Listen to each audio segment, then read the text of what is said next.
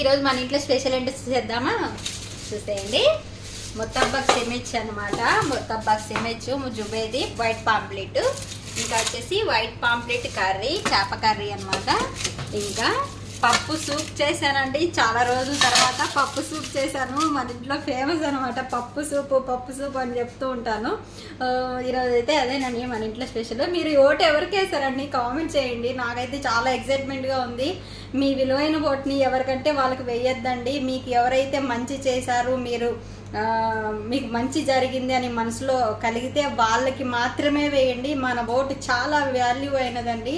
ఓకేనా? మనకు ఎవరైతే ఇది చేశారో వాళ్ళకి ఓటు వేస్తే ఇంకా మనకు ఎన్నో లాభాలు వస్తాయండి. మనకు ఎన్నో విధాలుగా ఉపయోగపడుతుంది ఆ గవర్నమెంట్.